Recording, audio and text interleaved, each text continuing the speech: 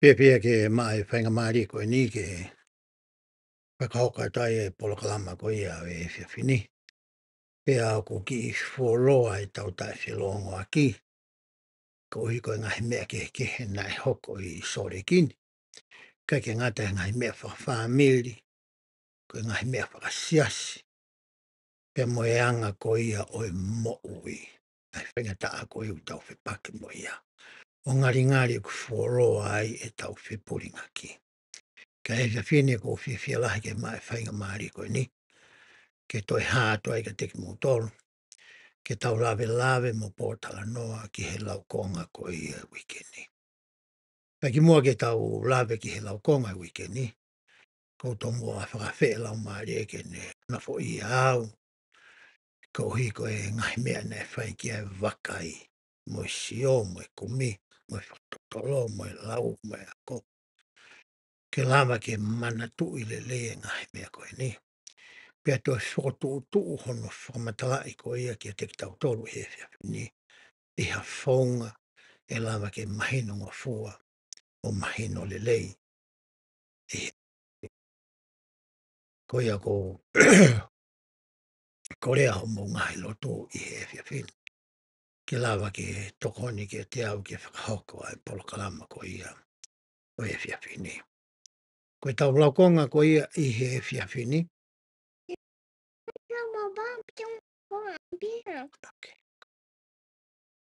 O mauia i he wahe te au ataha ki he te au atolu e tohi toka te rini. Pea mai ngahi whakawa. Pea ko mauinga au pito i he e ko whakasio mo e ko wakai. Ke tau lawe ki he ngahi mea whakahistoria na e hoko ki he kāinga lotu i he waha taimi koe ni. Aia nei makatu unga ai e tau mao ko ia e wahe te au ataha ki he te au atolu. Ka pau te tau toi ki whakamanatu si ia historia ko ia e si asino hange koe nā tau lawe ki ai mua. I he tau taha waru tolu taha na ea whakahau. Na e oange ki a Sosef Samita. Pea talaange whakahanga tonu ki a te ia. Ke ne hanga o whakatapui. Wahe whanua ko ia i Missouri na e iloa ko Jackson County. Hange pe ko ia koe maunofo i Amerika ni. Mahalo pe na pehe ma ngai whanua ki hea New Zealand mo ase mo Pitania. Koe ki mawere au ki ata ki utala no au ki Amerika. O wahe e ngai whanua ko heni ngai konga e ngai wahe whanua ki he county. Hange ko niko mautoro heni koe county o Soreki. O koe Utah County. O koe Davis County. Pe ngahi county ko ni paka wahe whanua ko ni o kutu ue ngahi kolo keke. Aia ko Jackson County, o whaike e ko Talanoa, na tu ue ki kolo ko ia ko Independence. Ne ongo ne ngahi kolo ke hea na tu i Jackson County. Ka ne whikau urewa ke whatapu i eni o pehe ko i wheitu ueni e langai ai saione fo ou ko ia o ku hā i he wholofoa. I he whakawa motua, pia mai whakawa whoko. Ko i whaitutu nia ne o anko e ke palofita. He tamua na i lo iai e kāinga la tu ai mahu inga o i wheitu koeni. Na kamata rewa ke nau whetukutuku mai ho nau tola o no foi a Jackson County e ki wheitu ko ia ko Independence pe koe kolo ko ia ko Independence. Ai whatonga ia he tau rea whatonga ko tau ataina. Pai he tau taha walo tolu. No tonga koe na unofo koe ni. Kua unai me mipa o e kāinga lotu ia koe kua nofo i Independence. Whakaofi he toko afe. Pene wahe i rewa se Samita hatangata ke hau ia hoko koe Pisope. I Missouri. I Jackson County, Missouri. Pia i rewa tamataha nei wahe i ke hoko ia koe Pisope. Ui ke hoko i Pisope ia i Ketlani i Ohio. Ai kua rewa headquarter e ua o i se asi i he taimi. koe pisope ko ia i Missouri koe tamako e tuate patilisi. Koe pisope ko ia Ketlani koe tamako Niwo Whitney. Koe ngon pisope ia. Pea nofo rea se sa mita ia i Ketlani Ohio. Ka koe ngai atu ko ia ai siasi i he taha walu tōtoro. Pero tonga ko ia nofo ai kai ngalo tu i Missouri, i Independence ko ia Missouri. Nei pe ka kaia na nau tomo a nofo i he feitu ko e ni. Nei kai ke pe ia koe kau māmo ngā pe koe kangalo tu koe fuafua ka ai ngai na hiki atu ke feitu ko ni kai. Se pe ka kai na nau nofo ai. Pe he ka kai koe na nau nofo ko ia i Missouri, koe ka kai koe na e nau ngai whāmalalahi. Na noho na tolo ngawe aki ai slavery, pe koe o mai hakau uri uri, pe koha ni ihke, ke nau ngā ue pōpula pe hopo ate e nau nofo, ke nau whakahoko e ngawe whakaaho ko ia, ai family ko ni, koe tū ia, ai kakai ko ia na e nofo i Missouri. Nē toko lahi whokia i Missouri na kai ke nau tui o tua ki nau tolu ia.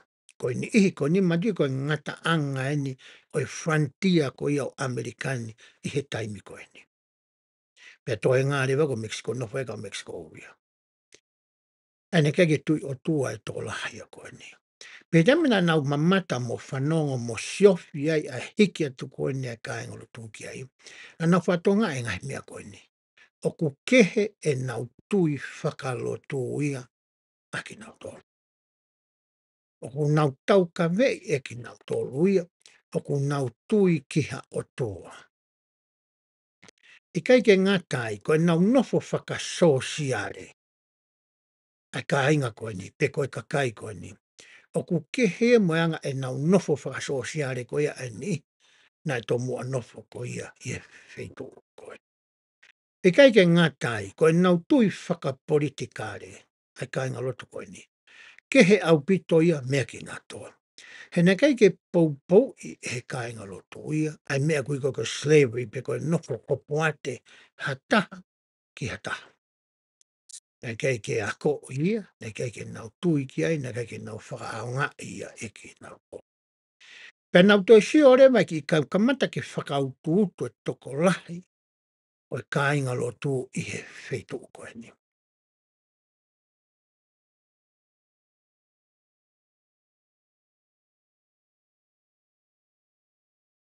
Na he hanga rewa he ngahi mea koe ni, o whakatupunga ha a vahe vahe.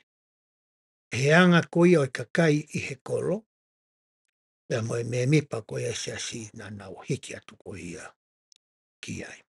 Pe asko i historia nau ki a ngahi tuunga, whai rewa ki i whetau aki. Ia e tā no historia, whika aki moe ki i tau nei whai i he Crooked River, o mate ai he tō tolu, ka wai tāsiasi mo tō ua tāsiasi. Hanga rewa, he kau Missouri ia, na hauna toki e ki na whaanga kau māmonga nei ui ko Horns Mill, o na hanga tam te i e hato tāwhitu, kakai whiwhine, kakai tangata, moi whanau i iki. Po tamone ka mata ke whai whike i koe ni, hanga rewa he ki kangalotua whakotu e nau ki i kau sotia, pe koe militia. Ai koe ki kakai koe ni hangi ha kau polisi whakakolo nai. Na i loa koe kau Danites. Ke nau hanga malu i tokua ai ka inga lotua. Pe historia neongo na ilo ki asio sa mita ki ona fotu. O e ki i kurupu koe ni. Kai ngari ngari nei kai ke whai ha ripoti ka kato ia ki Afrika o aki moe mea kurupu koe ni. Nai whai. I kai ke ngata he kakai koe ai Missouri. Koe tami koe na no whai ka inga lotu koe a koe ke lani. Osfo ke hono hofia tempare koe ke lani he tau taha walu tolu ono. Pau tonu manatu.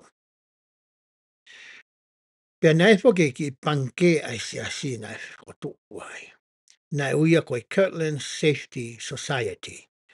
Pa nau whenga rewa ki he state, koe a Ohio, ke na hanga mua mai hango fua ke whakahoko ke ririwa ki kautaha koe ni, ko ha panke. ke lava ke nau whakahuhe ka kai nau sirini ai, ke lava ke whai hanō me ai, mai ngahi mea ke pena mātu unga ki I whenga ia koe ni, ko hiko mo ua whakapaanga koe ia sia si hono langa te mpare koe ia I Ketlani Ohio. Mai ngahi mo ua ke. Pena e kau taki e sia si na nau hoko koe me mipa I he ngahi poate koe ia o ki panke koe na. Kai whoke loto state o ahi o ke oange ke ai ha chada. Ke peke whangofua ke nau hoko koe panke. Pena ui pe koe ki society koe ia ke ngā ake he kakai sia si. Pea mate foki ai ki kautaha ia koe ni. Pe hanga rewa hei toko lahi o tuku aki a Josefa Samita. Ka uhi koe mate ai business koe ni. O ka wai ha kau tangata I loa au pito ia I he historia. Ia kau tangata nai apostolo. Pana kamata rege whawhepaki ai kau tangata koe ni ki a Josefa Samita. I kai ke ngata he nau whawhepaki koe ia ki a Josefa Samita. Kana nau te hanga malanga I kiha ni I he kāinga tu. Ko e uhinga o mea nae hoko ko e uhi ko Josefa Samita. Ko mea le mai nae hoko ki he kāinga lotu. E nau nofo koe ni. Tamata rea ke lahe whakatanga I Ketlani Ohio. Toi alhake mono whakatanga I koe kāinga lotu I Missouri. Pe hoa mai kāinga lotu koe me Ketlani ki Missouri tokua koe kumi mo ui mai ki Missouri. Na hoa no tau ke hoko fwoi mea koe ni Missouri. Taha walu tolu ono, tolu fitu, tolu walu. Ange ku tau iho historia, taha walu tolu walu, na hanga he ko wana koe a Missouri ko Governor Boggs. O mai e tohi tu ni ke exterminate pe tūria kau māmonga. Pe koe kāno tu mei Missouri. Aki hawha ahinga whaunga pe. Pāsia he lao, ke hoko koe lao. Ka pau te ke whana e koe pe te ke tāma te I hataha māmonga. O kai te ke mo ua koe he lao koe Missouri, I he tau koe ni whai ki ai e kutala noa. O ki tau tolu koe na tau hanga ilo I mea wha historia na hoko tau sia si. Na toki ilo pe ngai tau ki muini, o te ke to e fo I lao ia. I Missouri. Me he tohi lao ko ia Missouri. Pena e whenga rewa sia si whakalongolongo pe. Na hanga pe whakalongolongo e nau whenga aki me kautaki I Missouri. Pe toki to e fo I lao ko ni. Me he tohi lao ko ia Missouri. Ko mea ne hauko he tau tahama tolu wan. Me hauko e ngahi mea koe ni. Na e hanga rewa e he pure a ngā o whakahu pō pūla. Hani ihi o kautaki ko ia. O e siasi. Aia koe nihi na e whakahu pō pūla. Na e pehe koe toko ono whaa. Pea whakahure nau tolu heki I Pirisone na tu heki I kolo ko ia ko Richmond. Aia koe ki I kolo ko ni ko Richmond ni tu ia county ko I ko Clay County I Missouri. Pe tamina nau nofu ai pe hopo I lewa nau tolu ai. Pe tukuange lewa e toi ngā. E whamau. Kai tūtūni le whakamau ke whakahua fo I toko ono. Pea whakahure fo I toko ono ko ia ia. O I kai kei tuku ia I Richmond I Clay County, kai mai nau tolu ia ki he Pirisone ko I ko Liberty. Aia nai tu upe mo ia I Clay County. Aia ka pau te tau lirewe a Pirisone le whatonga e te tau I ko Piris ko tawatai nā. Ki ke he ngoi fo Pirisone ia pa moe. O hinga na tuku ai kau tangata ko ni I ai. Pia lolo tonga ko ia ai nofo ai toko ono ko ni. I he Pirisone ko ia I Liberty. Na nau nofo ai fi unga me mahine wha. Agi me nima. Ai he tau tāwau tolu waru, waru ne Tisema, Novema Tisema, ki e pereri o tau tāwau tolu. Waka whai tau momoko e ni, I he whitu ko ni. O tonga e nau nofo ai. Na hanga rea so sa mita whai a tohi. Ma mai whake ngahi ripoti, hai kau ahi, ia mai ngahi ripoti, ki mea hoko I kāinga lotu. Tai mua na tūtū nia Governor Box, ke tāma te I pia tūri, whakamalohi e kau mamake nau hiki me misuri. Nai hola rewa e kainga lo tūki Illinois. O tari le reiki nau tolo ia i Illinois. I Quincy ko ia i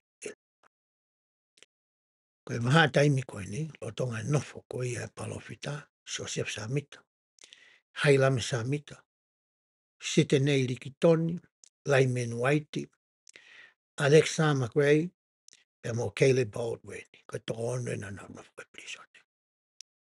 Hangane palofita fai e to, ki he piso pe, e mai kainga lotu. Pe koe tohi koe ni nai se unga hono loloa, mo e pēse e wahiwa. Pena e to rewa mihe pēse uahiwa koe ni, to o mai me ai. E ngai whamatala ko ia ku iloa, koe wahe te au ua taha, ke wahe te au ua tolu ko ia, o e tohi toka te rine, me ngai whakawa. Ko haki i historia no ia, whikau aki, pia moe uhinga, na tau mau ai wahe te au ua taha, ke wahe te au ua tolu. Ka tuku mua ke ula watu pia mehe talateu ko ia, o e tohi le soni, o tau ngawe aki i he tau ni. Ko te whito whakao niu o le soni o pehe, e o tua, o kuke ife ia koa. Ko whai whehui. E ngai mea koe nā kulawe koe ki ai, ne hoko ki he kāinga loto. Pea mea koe ne hoko ki he toko hono koe nā kutara noa ki ai. Kou tui e mahu inga maari au pito. E whai whehui koe ni, ko o mai ke hoko ia, koe te whito whakao niu. O le soni koe ia i he kene. E tala teo. Na e iloa ai konga taupotaha ki lalo o e whakale whakapopula i li pati Missouri, ai whe unga e mai mare na e whanoa me Far West, koe ana. Pea lepa bitania koe dungeon. Ka bau te watu haki whakatata o e a whakapopula koe ni, koe na wasat koe na. Aia koe hanga poki he siasi o whatau e whaitu o koe ni na e tuku ai koe ai pirisoni koe ni. Pea wherever fu visiting center ai. Pea ko hawhare una uranga ki o atu e kakai kou fie ilo, siasi mo e tai siasi. Ki he mea na e hoko ko ia i he pirisone ilipati. Pea na uranga rewa i loto i he whare talifononga koe ni. Haki i whakatata o e pirisone ko ia na e nofu ai kua sasapita. Ka bau ke fie ilo koe ki he pirisone. Ai a koe na nofu ai kono tāto tono e nai pirisone pa toki holo. Ka pau ke fie ilo ki he lahi koe ia pirisone. Pea koe hingoa ai na tono koe na ku tala noa koe ki ai. Na nofu popula koe ia i he pirisone koe ni. Hoka te lau koe ia e talateu. Na e matolu ai horisi, na e whariki maka pea uri, no momoko au pito ai pirisone koe ni. Anga he talateu o mai haki i misi pe kua whakatata o li ki whaitu o koe ni na nau nofu ai. Matuka whai tau momoko ni. Ta urupeta tōka ia whare o ku whariki maka. I whai tau momoko. O ku momoko au pito e whare. Pea toi tu uia ki he konga tapota ko i laro e whare. Nai ko maunga ki sore kini. Ko mau ua api wai basement ni ai. Laha taia mau tō wai basement. Pea koe basement ni e tai momoko. Koe momoko atu. Pea tai mi afu le vai. Pea moko e basement. Tu fuke ki kere ki laro. Hangarea hai ki foi tala no no tala mai ke mau haki whakatata pa ke whakafuafua ka pau na ake kau, I he kau nofo ko eni. O ki whetu koe ne whai kia nofo. Pe he tokua ne ke lawa ke nau tuu hanga tonu. E kau tangata ia koe ni. He mauralo ko ia. Ai ki whetu ko ia. Nā nau nofo ai. Hoko te lau ko ia tala teo.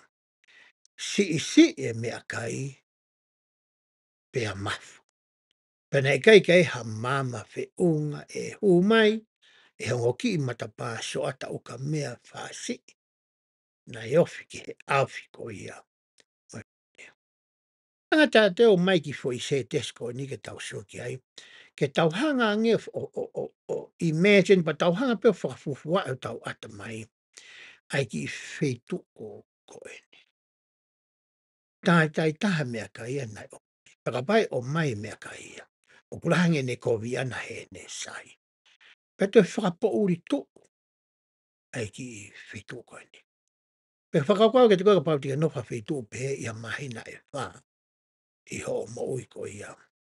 Atua. Hoko te lau ko ia ai tātou.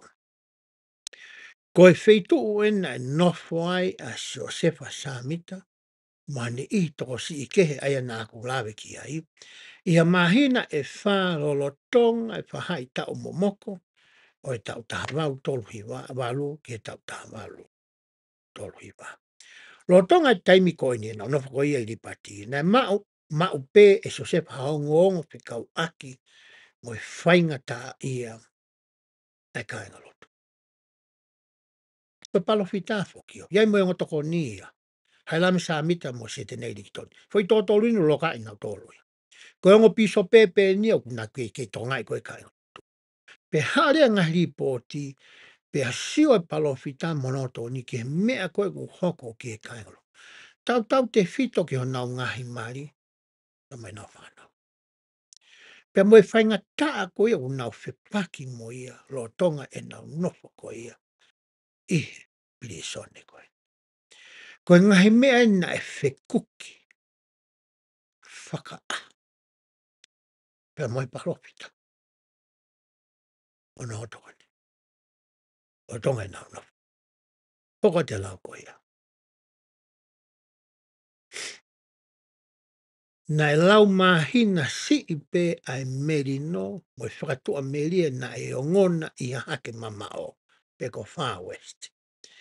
Pe ko eni koto I kai ha api ia o e kāinga lotu.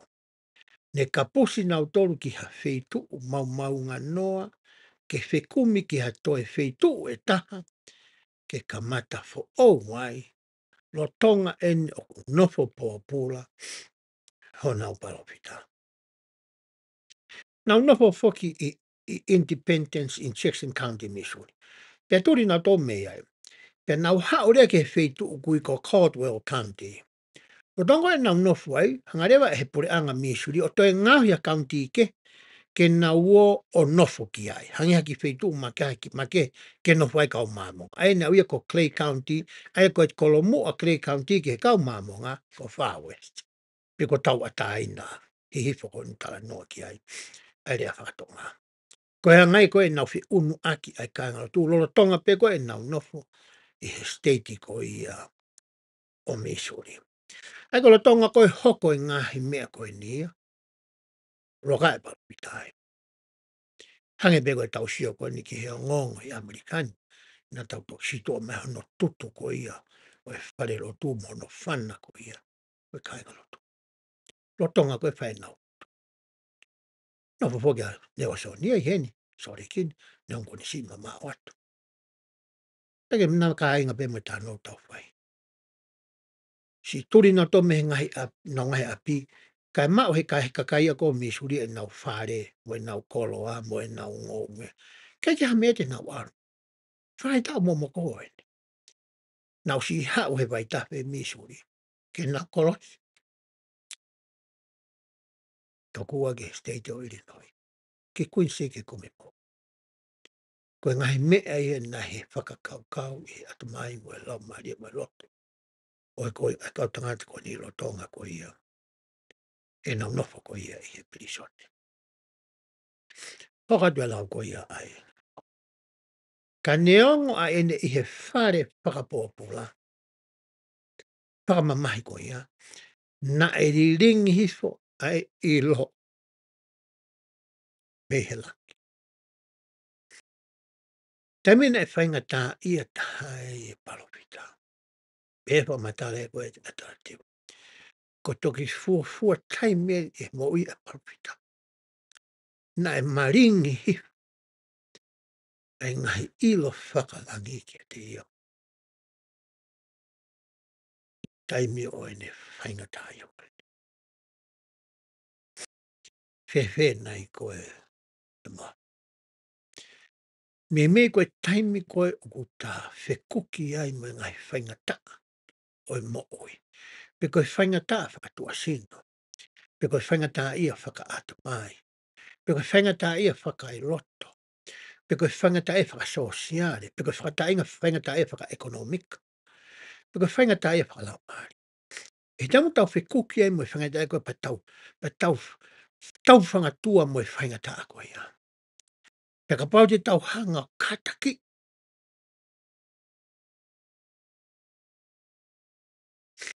E tau tui mo whalala ki o tua. Me koe taimi he tau mo iu tau ongo i ai. Ai ngai whakaha whakalangi koe ia. Oku o mai e ki a koe pia mo. Hau te lau koe ia tā teo. Na e tari mahino mo maloha. E whehu i a Josefa. E o tua. Uke I whekoa. Aki ai pehe e o tua. O ua te ke mana wahe. Koe uhi. Hea te koe. Ai o tua. O taingata. Pia taingata. Ko haki whamatala no ia. Pia me he tala teu ko ia e tohi reso ni. Kau aki mai wahe te au ataha. Ke wahe te au atolo. Ko loto peke tau tala noa ki he tala teu ko ni. Ki mua ke tau lau hangahi vesi. Me he wahe te au ataha. Pika pai toi tai miu tau sio ke te au o wa. Pia moe te au atolo. Ka tau alu mua lau hangahi vesi. Me he wahe te au o ataha. Pea e vesi ulaki. E o tua.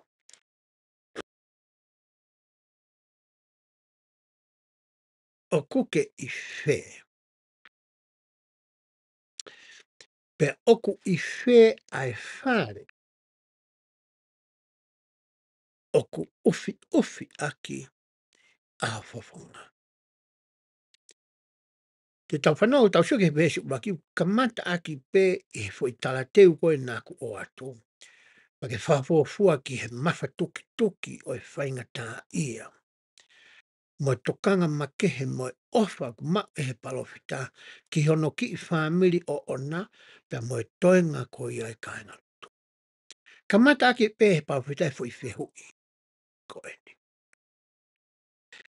Na ilo e rei pe palofita ia o kuei o tua oku mo ui. Kake puri e ai. O si hoko I ke tā vau tau no hao historia ni mo. Kone o si whakamoni I he evidences. E ngahi mea kou hoko ki ai. O ku iai ai o tua mo ui. Ko e whehui koe o kwhaisio samita e whiu lau pehe. Ko ilo I pea kuke mo ui. Ka kuke I whe ia. O ke I whe ia koe. Lolo tonga e mawhainga taia. Ko whe ia ai whare pe koe pavilioni ko ia. O kune ufi hofofonga. O I kai te ke siofia mai e mawhainga taia. Ko lotu e na pai koe ni he tamame prisone. Kamata ke ngai whiu I koe ni. Toi hoko ate ni whamatala ape. E whe hono fuoloa ai ta ofi ho tō kupu. Pea a whio ho fofonga io aho fofonga maa me ngahi langi taingata ki he ngahi ko via oho kakai pia maho kau tamai o eiki pia ongo ki hoteringa a e nau ngahi tangi. E ke ire palfitai fo i taimi. Ko hanai hono fuolo. Ko fe ia e taimi. Te ke hanga ai o whakatoka ngai. Ai mea ku hoko ki ho o kau tamai eki. Ko e paisen si urake no e siasi. Ko e palfitai monongo toko ni ma toko tolu ke huna o e prisone. Ko whaiwhi hui. Hangi he taim lah. Ngai whainga ta aku tau whetau raki ko ia moia. I he tau mo i whaape i he materia ko e ni. O waifo ke fo i taimia a tau tolu. Pere fo i taimi te pire ia ai o. Ko tai ke he ko tau mo taimi upe. Ko taimia wa tau tolu ia. Tau lot pe tau tolu ia ke whakahoko mai i he waweta. Hange pe ko e ni ka pau te ota me he Amazoni. Ko te ota pe te mea pe uloto pe kita ke au mai pe au. Ka pai whenga maari ke au mai pe haon pe au mai pe haon. Tau loto pe toke mau pe fo i taimi ko ia. O kai fo ke pehe ai taimi te pire ia ai o tua. He kune hanga yo a fio e mea ko ulelei taha ka te tau tolu. Pane hanga lewa tuku mai māmarie laine i he laine kupu i rea ke kupu i rea. I hono taimi koi o tau fie mau tahai. E mea koi ia. Ka koe ui koe whainga tā ia na e to whangai a ene tamau eki. Ko hingai na ne whai e whihu i koe. Mahina e wha e nau hea. He kai ngalo tu kaki i lope unau si no foi fie. Pane whakahoko e ngai whihu i koe ni. Hoko te lau ko ia. Ai vesi. Ia e eiki e whē hono fuoloa a e nau kāta ki. Ai ngahi kōwi mai ngahi whakamālohi tai to tono ko e ni. Kai te kia i ke whakamolu ho whina ngalo ke te ki nauto. Pea ngāwe a ho whina ngalo i he alofa. Kai te ki nauto. Ngasu samita o hake ki he otua i he lotu nāne whai. Ai tu unga koe o ku iai e kāinga lotu. Whakatua sino, whakaata mai, whakae loto, whakapaanga, whakaekonomika, whakalau maari. Hanga e palpita o hake. Ko ne loto ni kia te ia mo toko nima kehe kunapi. Pea mo e kāinga lotu hono.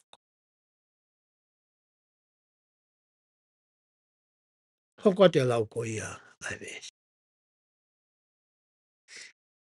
E eiki ko e tua mahfi, ko e tupu anga o e langi mo e mamani. Mo e ngahi tahi, pea mo e ngahi mea ko toa pe oku iai. I lo i le leso sa mita ia, ko e otua na ane whakatupu, pe ngā. Ai mea ko toa pe aku talango fua.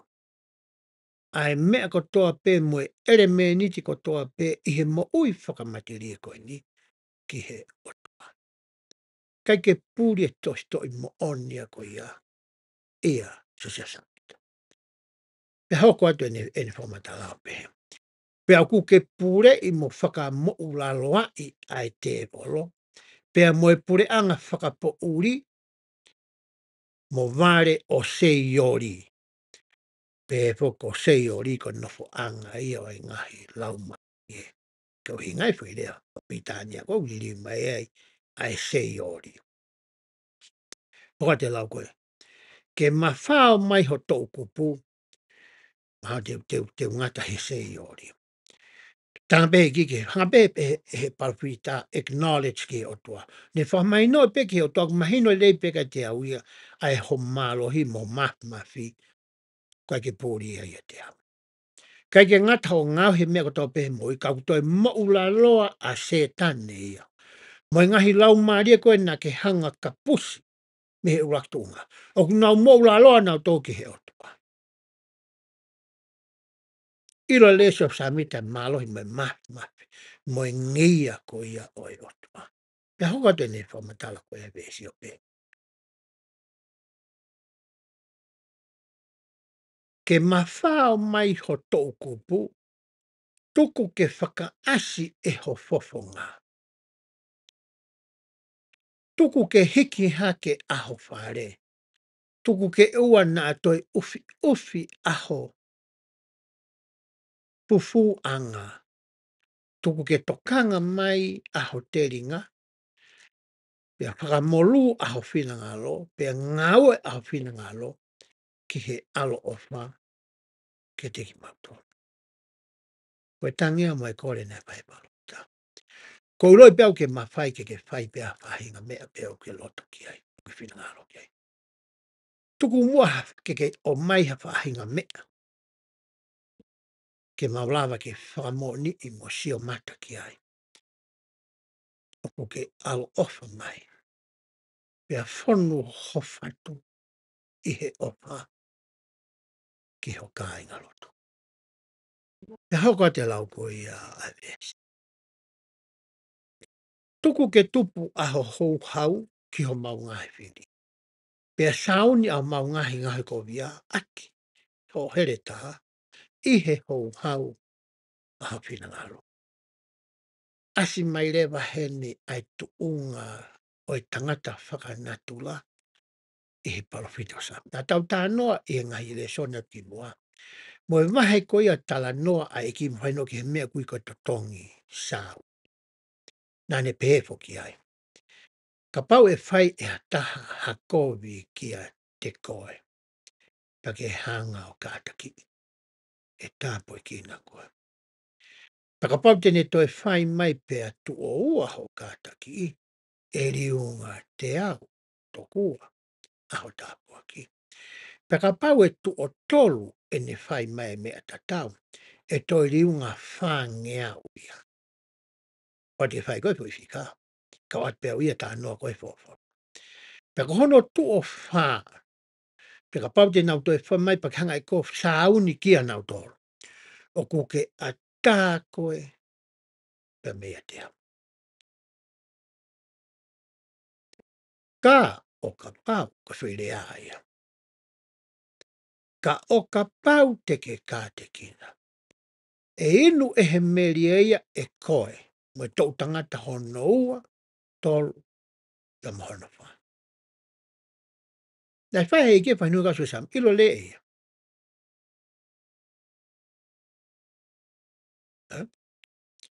Tansu sam mitai. Ngari ngari kua taimi. Ke mawhao mai ho tau kupu I o hoko koe e ki tau e ngahi o si te I he laki. Ke saoni pia totongi ki he kakai koe ni e mau ngai whaingatania. Hoko te lau ko ia. Ai besi. Mana tui a ho kai ngā lotu oku mamai ia e ho mau otua. Pea e neke neka au kau tamayo e ki iho hua wha tangata. Osko ia e ne lotu. Te whamana tui he vesi o no kua ki he atua. Mana tui e mau whaingataya. Ka neongo ia te mau ki whakalangi lagi I pe. Nā pēfo ki e o ta Holland. He taimlahi o e tau mo ui ko ia I he māma ni mga whaingatai ia kou tau whepaki whakaaha mo ia. O kuia e peki I taimea o ku tau kau tau tau tau nofo pōpula I lipati. O hange ko ia na e hoko ke so sampe. Ai ko ki taimea ko e hange hange I he tau whaingatai ia. Kua sila I tokua ai langi ia. Mea koe pia mua. Whai hake tuki o hange ko e ne whakaafe ko e nai whai. He rea nai whai ko ia.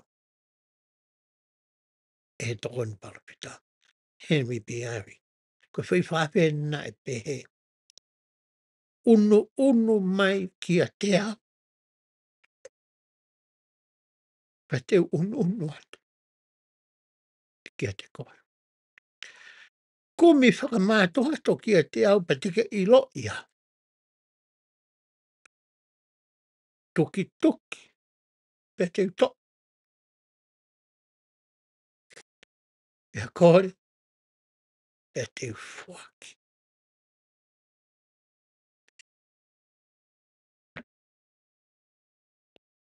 Pea wherever taimia he tau ki nofo pōpula whakataimi ko ia. I he pōpula ripati. I he ngai whangata au tau whepaki mo ia. Tau unu a tau tori hange mama o. Ai o tuha ia mea koe. Whai atu e tuki ia. O kui kai peke to o mai matapa.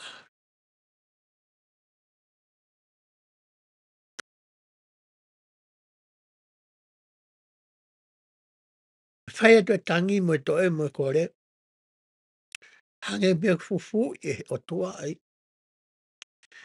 A hono fofonga me te tau. Koe mahi na e wha e na whaingata ia. Te peke mau ha whakahino ia. Peko ha whakanonga. Na mehe o tua. Hanga leo he weswitua o mai ka tau tau. Ka mata ki hanga e ki o to. Ai ufi me hono fofonga. Ka rea mai ke ni tamau eki.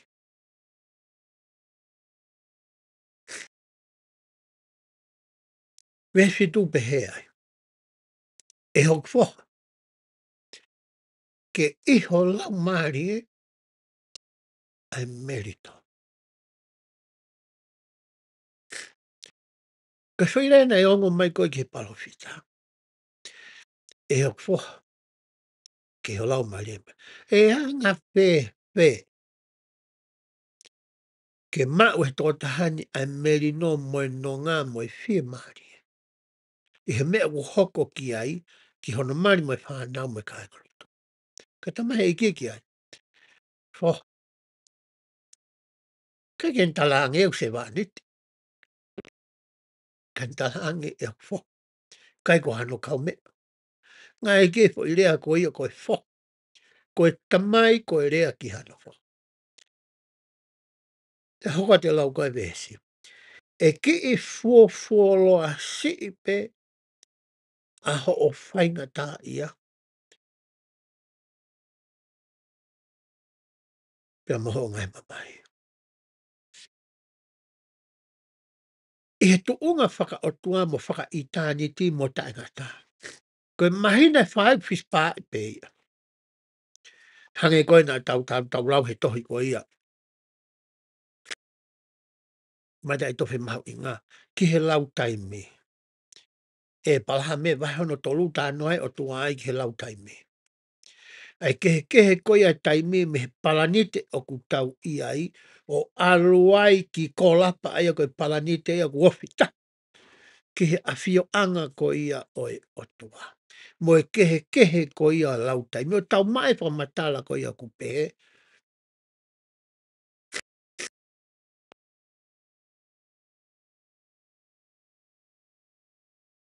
Koe tau ko ia tahawhe i he mamani konu tau iai.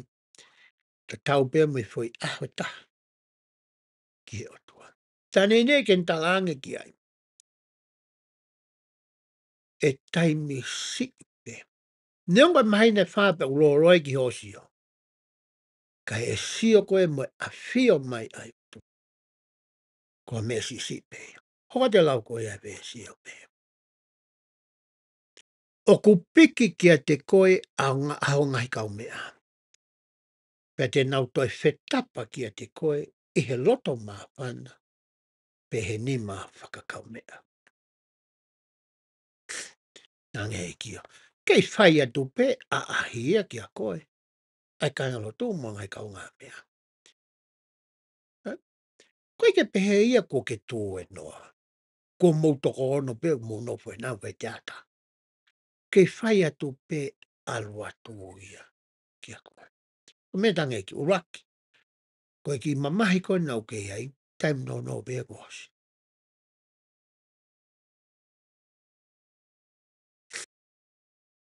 Ko mana tu he time na e fai aku ki fai to.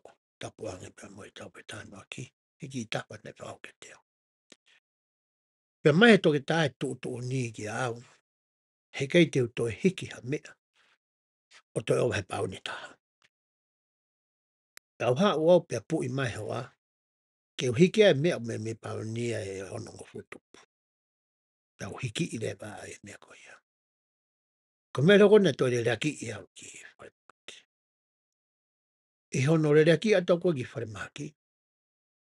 Kai ke ilo he toke tae a koe i he loki whakawawi wa. Pe koe emergency. Pe koe hā koe mea koe e tene whai koe ki au. Tā ke tunga ko o ngoi au ko si i he tulu pe koe mata tulu e mate ia ko ia ia.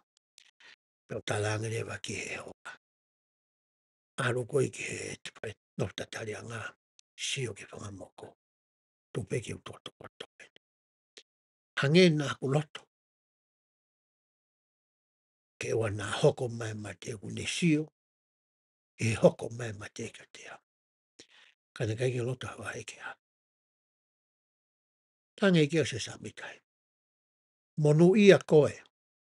Oku ke iai pe hongai kau ngā mea. Ke iai pe pāmiri. Ni o pe unau whangatai hange ko ho o whangatai ia. Kau nau ke mau pe manawa moi. Nau ke opa pe mo tokanga mai ki a koe. Hoka te lau koe vesi.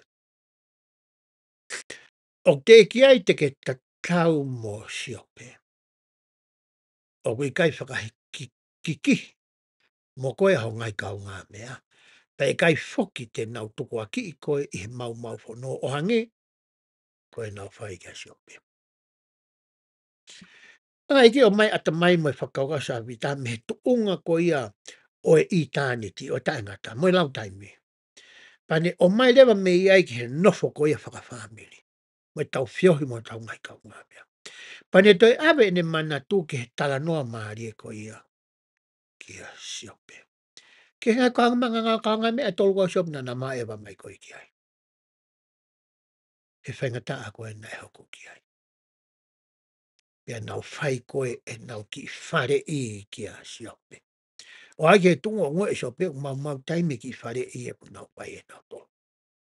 Na laka anga peke na anga pio tautu pe o nau tautu pe hange whamatako ne toi siope. Na nau tautu pe kai ki nau te whereak, nau whesiopa pe tautu pe. O ai ke tungo na hanga tau moino tukua ki e siope ku ne whai ha mau whanu. Ilo lei pe ki ilo ilesa mita tāno koe ni kia siope. Tange kia. Te kia ke vave a ofi koe. E mea na e hoko ko ia ki uta mai ko siope. Koe hare wa mea. Oko ke hano ai. Koe hare mea o ke launga ai. Koe hare mea o siai i hoka atake. Hoko atu e lau ko ia. Ai vesi.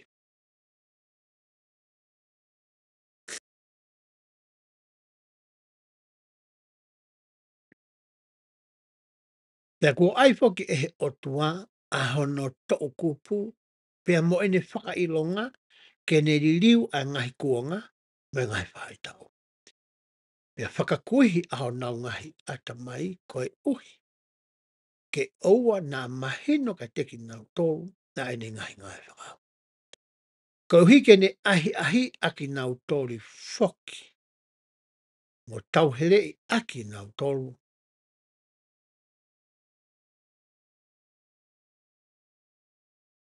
He nau whai o lo poto a nau tōru.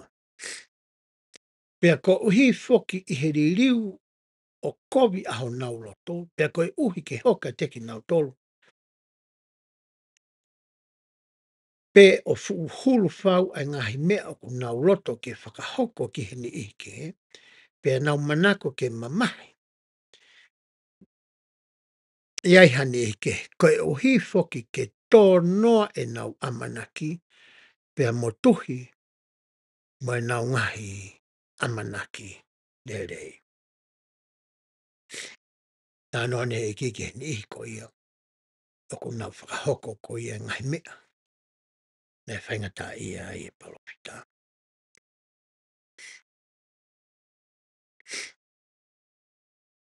Mau sai ke aro lau hakonga me wahe te au ua wā. Ego na te lawe i mai ngai whehu i koe ni na e whai ko ia e Siosefa Samita. Pa teu whinga ke urau ia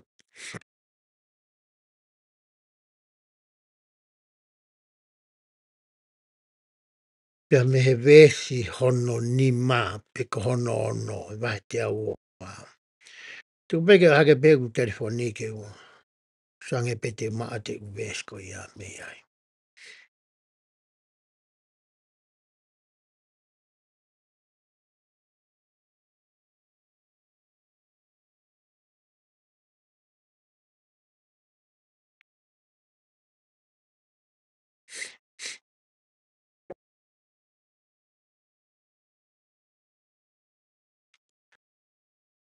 Te ke ko mea ke mate u kamata he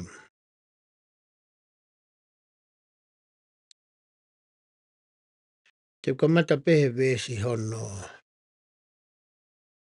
ni mā. Mau sai ke u kamata me vesi whā koe wahe te au o wā. Pehe ai. Pea neongo e omi koe e honau iwi ki he whainga taa, pe ngahi a uka mea, mo e ngahi horisi, ka e whakaongongo re rei i. Koa. Pangarewa he e ki o talaange whakahanga tonu ki aso samita. I lo i kou awhio i le lei ai mea ku hoko kakoa. Mo e toko nima koe na he pilisone.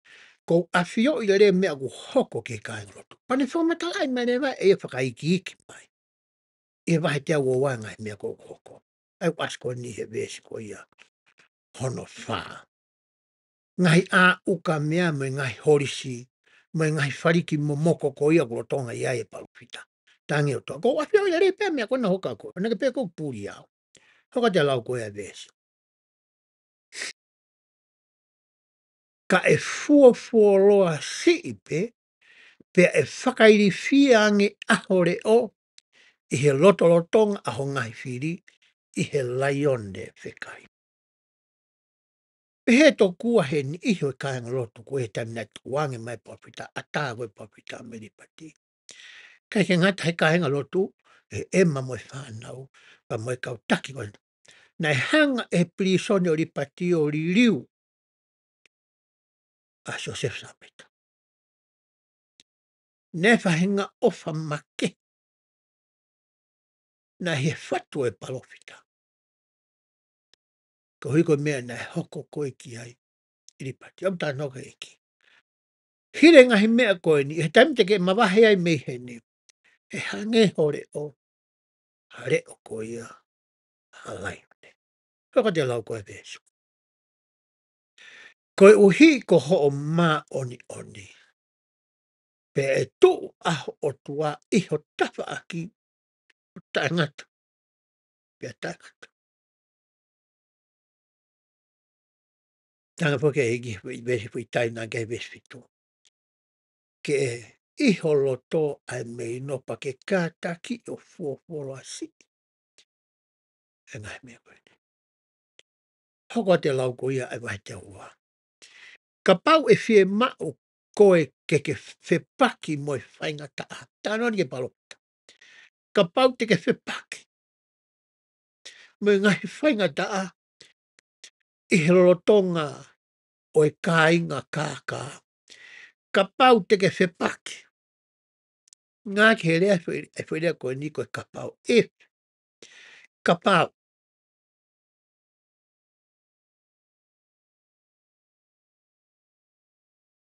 Maria puto hanga he o tua ngā ke whaerea koe ia koe ka pau. I he ne tala noa koe nei whai ki he palawhita. Tanga rewa hei eke. Ka pau te ke whepaki mai ngahi whangata I he whunga whonua pe I ta. Ka pau e tuku aki I koe aki a ngahi tuku aki I ta e mooni kehe kotoa be. Ka pau e oho mai a ho ngahi whiri kia te koe. Ka pau te nau awe whakamālohi koe me he whiohi moho o tamai, moho o whae, me ngahi toko wā, me ngahi tua whiwhine. Pea ka pau e awe whakamālohi I koe e ho ngahi whiri, me he whata oho mari, aki ai here tā kua unuhi, pa me ho o whānau, pe ho moho whohalahi. Ne ongo o kune kei ta uono pe.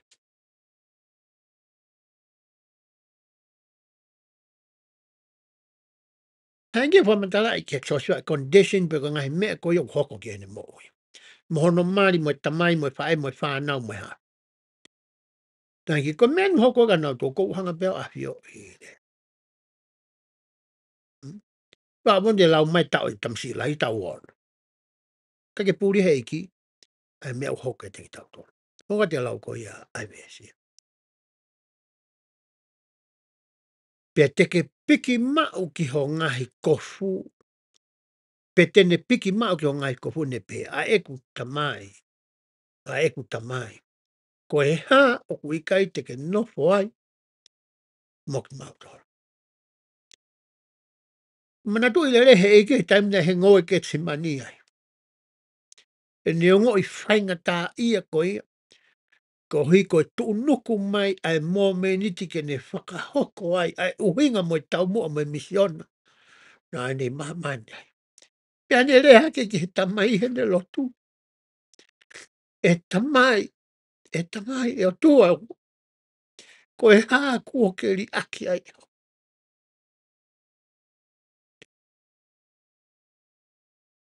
Ko e tala noa ai e ki ka so samita he nā nea o sia e ia. E ngahi mea ka e toko e nā ne talahange ke he palofita au hoko ki ai. Pai toi ke he mo tangi ai mari mo e whanau e tamai. Te ke nofo koi pirisone ka mau whewhe mako. Hanga he iki o whamana tu ke palofita. O kou ongo a mea o ke ongo I. He nā ku iai he ngoe ke timani. Hoko te lau ko ia e vesi. O ia we a eku tamai. Ko e hā ai mea e whai. E he kautanga tā kia te koa. Pea ka pau e te ke ia mea te koe aki ai here tā. Pea toho atu koe ke whare whakapōpula. Pea to tolo horo o whaka. O takataka ia te koe aho ngahi whiri o hange koe whanga ropi. O kukumi. Ki he toto o e lami. Pea ka pau e li koe ki he luo. Pea ki he nima o e kau whakapō. Pea whakamau matea koe. Nei whakamau matea whaka sa skolaisia pai late.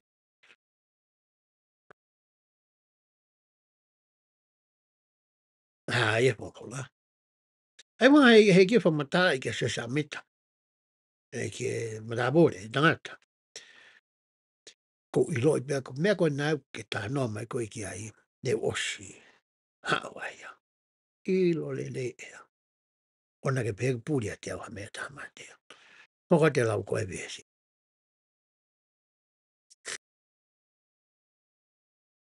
E ka pau e li koe ki he loto moana. E ka pau e whenga ai hou o e pe au ke whakaauha koe. Ka pau e hoko ai ngahi matangi whakairi whia ki ho koho whiri. Ka pau e whakataha ai ngahi langi o ai ngahi ao uri uri. O e ao uri uri. Pea whakataha ai ngahi ere menit ko toa pe ke whaka efi ai hala.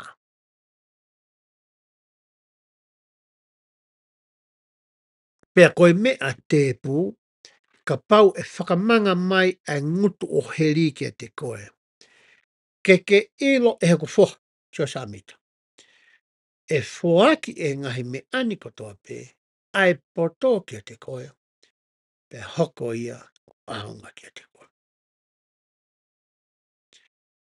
Hanga eki o tāri ange fwoi whehui. Moi hanu, moi tangi, moi toe, ki he palofita. Kai ke whangatangata pē ki he palofita, ka apply pe hoko ia, ke toenga ka anga tu he tau tahawau tolu walu mai tolu hiwa. Wao mai kia koe mau ia. Koe ngahi mea kotoa pē ku ta fau wai ngai whangata. Osi awhio i le lei e he otoa. Hena ia ia. Ke tamarewa he ki. Ka pau te ke kātaki e ngai mea. Mai pui lea na ne ngā ke besi. E ia ia.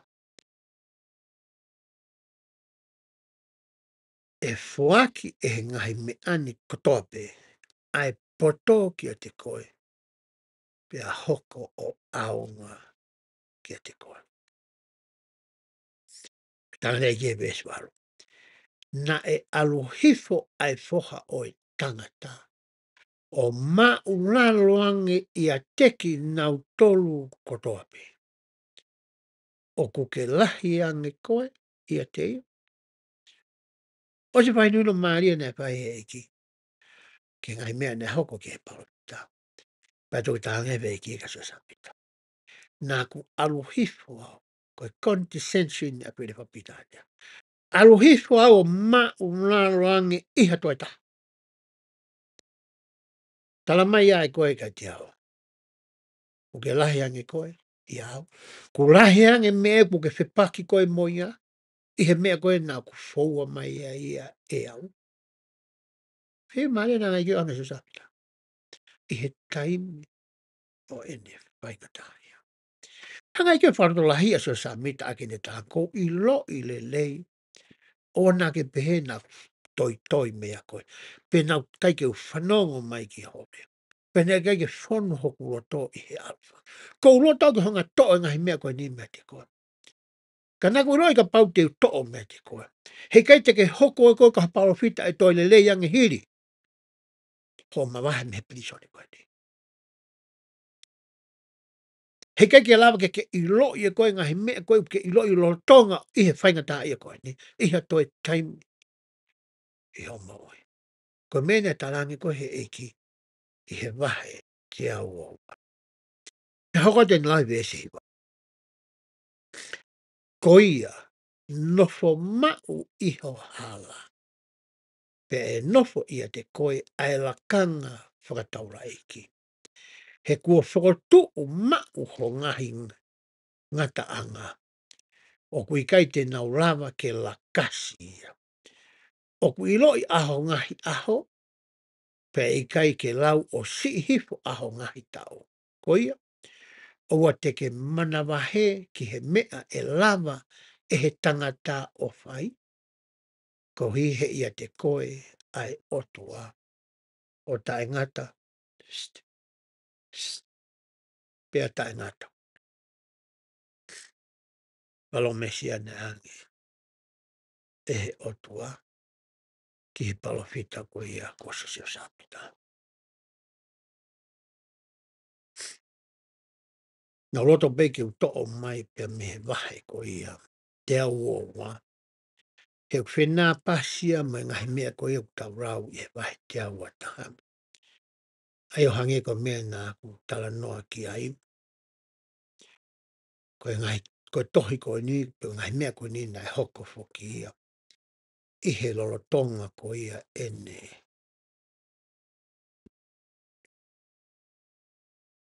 I he plisone ko ia.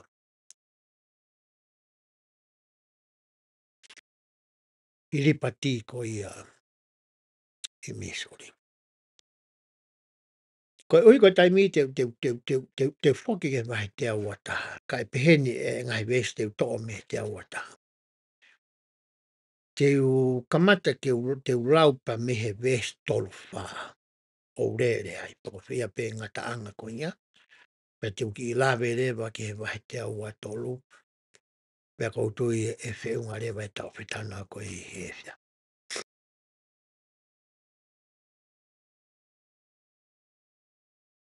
sia poki ai palofita pe ato a fio poki o tua ko e konga lahe whainga taia ko whetauraki pe a moe ka inga lotu.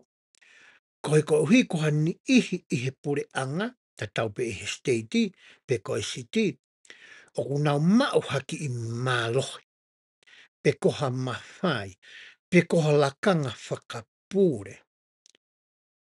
Pena nau whairewa e nau tolu ha ngahi tu uni.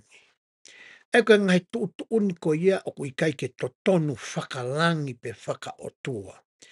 Pe whaka mōlare e ngahi tu uni ko ia.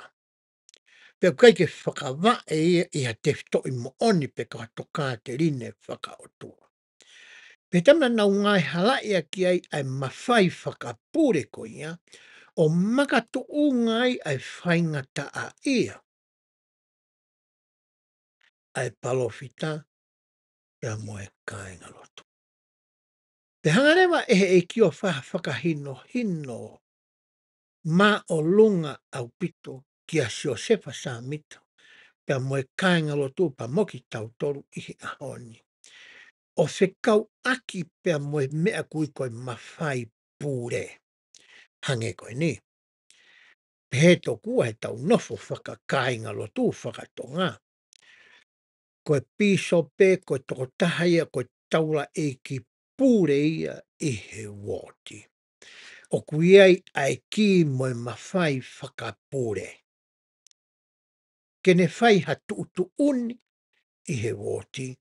Aia koe tu uni tene whai e makatu ungai a hono tāpua kina. E makatu ungai ai whia maari, e makatu ungai ai wōwōngata, e makatu ungai ai whi ofo o whani, ai kāinga lotu koe hoko, koe pisope ki ai. Pea oange whoki ai mawhai tatau, ki he palesteni o e steiki, ai une tokanga e ha woti e ono pe to e lahianga, o ue ngahi woti ko ia ko e steiki. O kune ma e ia ai mawhai pūre, ai lakanga whakapūre. Kene whai ha tu uni, ki he ngahi woti ko ia o ku hoko ko e taki ki a ki nau tolu. Ai e talangofua ki ai kau pisope o e ngahi woti i hono steiki mo e kāinga lotu. Ka pau te tau o mai ki he tau ngai paanga. Ia e tokolahi a tau toi ngahi nganga tau ngai tau hoko ko e pūre. Ki haki i kulupu i he ngāwe anga. He tau mai koe ke tau nofa whamiri, o ku hoko ai tamai moe whae. Koe ke toko tape, tuku ke he ka pau si more ha taha ia ki naua. Kai lo tonga koia e na ki mo ui ai toko ua koia. O ku na hoko naua ia koe ongo partner, equal partnership, pe ku na mawhai tatau ki he whanau. Mai whamopuna. Mohona ako. Ngarewa he kio a ko i he ngahi vesi koe ni, ai mahu inga ko ia moe whaunga, o to tonu ke tau ngawe aki ai mawhai whakapure ko ia. Pe koe lakanga whakapure ko ia, o tau tala noa ko i i he aone. Ai te walo kamata, me he vesi tolu wha oku pehe ai. Wakai o kui ai tokolahi, kai whiri ai tosi. Ai kio. Ui e tokolahi. Papia tokolahi ki hono siasi na fōhe mata pāpai so. Tau hoko koe kāinga lotu i hono wōti. Ui pia ki tokosi ke hoko koe kautaki ki a ki tau tolu. Hange koe ana aku whamatala koe ki ai. Pe hoko te lai vesi. Koe uhi he oku mālohi pe he whau. I ka perpe hupe koe hare koe ke whiria ki nau tolu. Ko ia mālohi pe he whau hono tuku a honau roto ke he ngahi mea o e māmani ko e ni. Pea nau hori ki he whakaapa ai kakai. O kui kai te nau i loi ai ai mooni e taha ko e ni.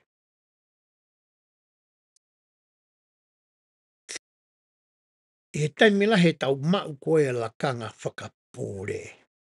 Te tau pē tau hoko ko ia koe tamai mai whae pe koe halakanga whakapūre he siasi pe koe ngāngu tau iai. Tau whaasio e taimini he ngahi ngai me tūtungu tau whai ki he anga koe ke whakaapa i ki tau tau tokua e he kakai. Ia ngā puke tau no whatonga pango i tau lotu whakatonga koe ia a tau tolu. Na tau tupu i tau tohe whonua na e a ko i tonga ia a mea koe whakaapa. He ka urunganga whakaotua whakaapa. Pe te mlahe tau hanga tau tohe tau no whakatonga o awe whakaapa ai o ki toa tu ia ki toa. E tau kau mai e koe ke siaso e ki.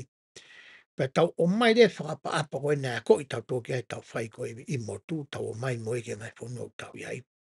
Pe tau whae e tau toi whaapa ai o tō au pito ia ki tua. Ono whaapa ia kau mau mawhai. Pe au lewa e mau mawhai o kai ke hangea koe mau mawhai koe nea koe he eki ko i koe. Servant leadership.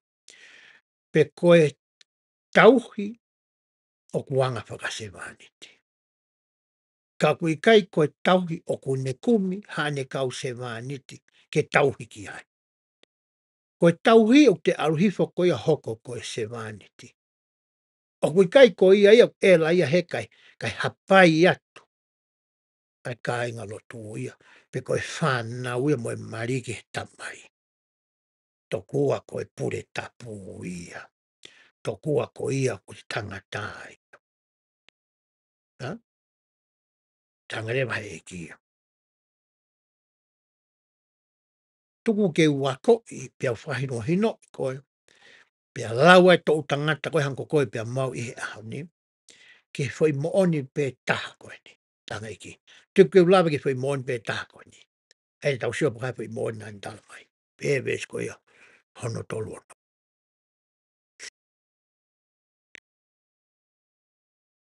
Koe whai mooni e.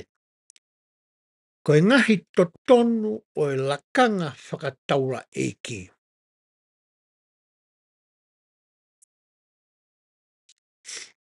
O e lakanga whakapure koe ngau tāno ki ai. O mahe eiki ia ai whakatā koe ia lakanga whakapure he siasi. Ai lakanga koe ia koe pisope, koe pasen steak, pasen kaumātua, pasen fine ofa, pasen lauto whasapat, pasen plai, meiri mai kau ngahi, kau tamau mau, pe eiki ia. Koe so i lakanga whakataura eiki koe iau perewa eiki ia. Kua whakamau ta e lawa ke veteki, ke ngahi mālohi o e langi, pia koe lawa ke mapure i pe ngawe aki ai ngahi mālohi o e langi, kai ngata pe i he ngai whaunga o e maa ono ni. Tangi ke papuita. Ko e lakanga o atua koe, na kai ki ate ha tangata. Nei o atua mehe o tua ki a koe. Pa koe whaunga koe te ke lava ngā aki totonu aki ai lakanga whakapure koe iai, te ke whakaaungai he whaunga koe a tamanane o atu e fo i malo. Pe koe fo i lakanga, pe koe whatongia, pe koe totonu, pe koe ki koe ia ki a te koe. Ai kono ai taha, sai. Wahei koe pa ui whanofo koe ki halakanga whakapure. Tāngai mahe ki manatu, ko au na kuhanga ui koe ki he whatongia koe ia. Pe nau o atu pe whaunga ke ngawe aki. Pe ke nofo ma i he fo i siakare koe ia. O koe ke winga i kike pe ke tā ngāka tau atamairi. Ngāka tau atamairi ki tonga whaka atalahi ai fo i siakare koe. O ku tau rotonga hoko koe pure. Pe koe taki koe ki ai. Te hoko te lau koe eki. O ku mooni pe o ku lava ke whoaki ke te ki tau tolu. Ai fo i lakanga whakapuru koe. He kege no pēr tāpa au pēr tahi o pisope i kai. Pau ke ui, pau ke hiki ni mai, Pe paure ke wahe I mo whakanofo I tamai kes mai nega tea. Ko e ngai si te pō ia. Ke mo fō wai ke mo ma. Ai la kanga whakaporika. Hei koe la kanga whakatamai mo whae. Koe la kanga koe na mai pehe o toa ki he tangata ko tope mwhini ko toa. Koe te mai o hit whakinima a tā ki o uru. Pe tāpua ki koe pa wahe koe koe tamai. Ka tampe kuia e koe ai whanau. Mo whamopu nau ki hoko koe tamai mo whae. Pe mo ngo kui ki hene. Ki o mo ki o hako. Koka te lau koe vesi. Ka o ka tau ka wheinga ke ufi e tau ngahi anga hala. Taimilahi foki he tau maanga he laka hawha taki mua. Tau tala tu uni ki he whamiri, pe tau tala tu uni ki he kāinga lotu, puko hoi lotu kuki ke toa ngai. Pe to eke maha tahe ka koe o pehe mai. Koe hāno hinga, tau whai ai. Ange pe ni whata a tā vege hoko e tamai. Koe whangi mea ko whahai au suka he taimai ka pau te talaange. Ke te whanau tau peu tō ua tō tau tō whā tō nima. Tanga me ke nau whai. Te pe mai ka ore ka ia. Wai. Me mai ka ore ka hawinga mea ke tala mai ke mau ai ia. Koe whehui ia. Mana tu I foki ko taim koe te unofua whakamatala I hange koe ni ko wā oku mokari o la. Taim nahi te ata fwoi. Ka foki honga tātu I tō tun ka kai honga o te ohinga o ku whakama ai mea koe kou talangi kei. Kou talangi pe mea koe ke whai. Te area ka lola ia, hangea te whakakaukau. Te rira mo ki ohinga ana kei. Koe ke nehanga ai mai ke maare ai. Aru pia whakakaukau ia te panehanga ia ririu ai mea koe nā kutalangi ke whai. Te area ke ne whai mea nā kutalangi ne whai e ia mea ta.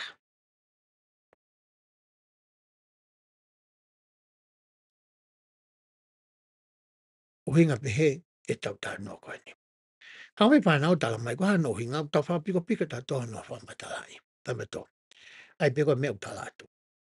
Nei whare tā whakai kau pāngu pehe. Lo tonga o nopo ko ia I o wapi. Ko au o kou pure. Ko au kou whawhanga koe. Ko au kou tau I koe. Hai pika mea kou talatu. Kono ngau tau whakapiko piko. Hono whakamatala e koe kui ko lazy parenting. Tau whakapiko piko hono whakamatala I ke whanau ai uhinga. Ke tauhanga o whakaului honau ata mai moho nau roto. Ke uhinga koe o totonu ai ke nau whai mea ku te kore at koe ia. Ke nau whai. Ko mele uhoko nau talango fua pe nau toko o hiko whatongia mo la kanga whakapure o ko ke talange. Peke nau talango fua nau toko hiko nau roto ki ai. Pe u nau lui ke fo I whakakaukau. Ke roto taha I whamiri ke mea ko iau koko. Ko matue tam nau ke ngai ko aru whau ngai ospa ko hake tai ko ka tiga aru iapi. Te wharea mai masi pure ia taha ngawe. Ta mau sinau, te mau ke rea ki heo aipa ki toki aru. Ko patu haka pe mena ki tal mai. Te whamarala e ta mai ne fwoi tūtū ni ka tia. Ko tai au ka ti, ko tang watch this. Ta choma, tai au ka di pa waro.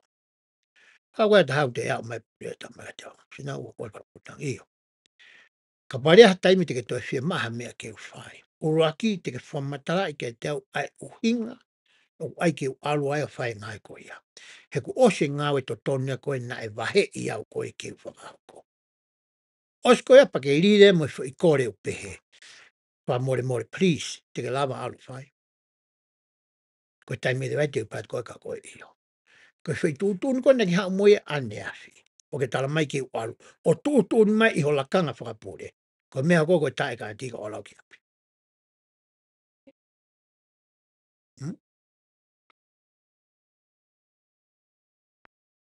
Hange ka te au hanga he e ki o mai whakaukau koe ia. E tau tāno ke e hau. Pe hoka tu ene lau pe. Pia whakawhie maari e tau roto hiki sia. Peko e tau kakapa tae au ngā ke ngawe a ki a whakakouna. Pe pure I pe whakamalohi ai loto o e whanau o e tangata. Ia ki hii momo I whaunga tae mā on. Ko e rewa pitani o urili mai whaunga koe degree. Koe tikiri. Ka pau kai hoki fu pot fe he lau tikili ka ko mana tu wai fu tikili tolu ni au ono noa. Ma fa albo me hoa o pika polo. Pia ko e whinga ni ki a ko i kia e puke ko e pate. Ua e foke ngā hingoa o e puke ko ia o e pate. Ta tau pe pate tenisi. Me pate pika polo. Ua e mea kui ko e pēvolo he pate. Ua e mea kui ko e continental grip. Ua e mea kui ko e eastern forehand grip. Semi-western grip. Mo whaitu ke furihi ki a nima. Pa koe mono tikiri. Ai koe taim koe na mawaingai mo hoa he kitseni. Pau talangi. Puke ho o pate aki ai continental grip. Koe ki le ei si e pate. Osko ia, e whapapau i o tikiri e whanima e pate. Ai mata ko ia pate. Ki he wharikipe koe malae. Tu e pate hoa ia. Tikiri e iwano. Tamini, tikiri e te awano. Ia reme e hoko ke foi polo. Ka mahe e ki ia. Ka pau te tau whakaau ngā ai mawhai whakapure koe ako o hiko e tau hiki sia. Ko hiko e sio mai tau mo e tau hiki sia loto whewheka ke tuu pe e tau whakakau kau. Ia ki hi, ia ki i tikiri. E tau alu koe ke whare tapu koe e ki wai e tuutuni pehe mai ai. E tau tango fua ke ngai whikau ai o tua. With exactness. Koe fo i rea. Plefa pitania koe exactness. Koe uhinga ia koe whai pau. Ka koe toi ke pe mai o kupa ke nai koe i kai. Koe whai pau ki e fo i tutu uni koe ia. Ai. Hoko atu e lau koe ia ai vesi. Te whakakou nai ai whanau o tanga ki whong wakai o ku mahu i atu rewa ai ngahi langi. Hange koe ni. Tānoa ni manomo kai dola ki tānoa ni hango i tau no whasi asi.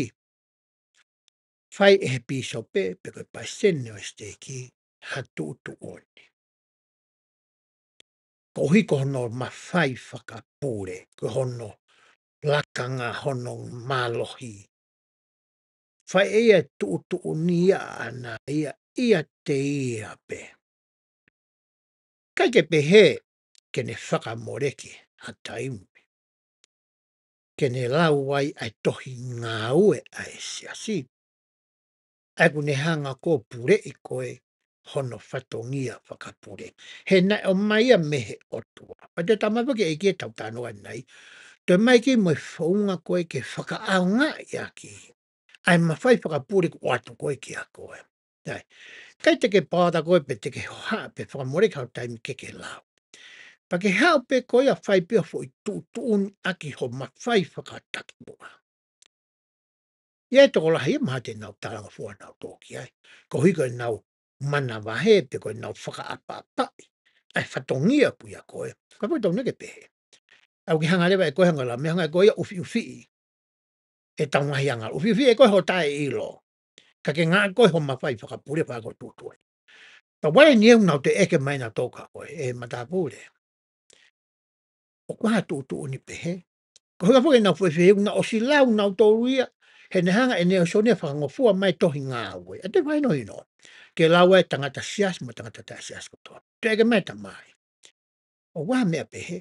Ko hanga ni fwoi ane he kou lau he tohi o kui kai ke tonu.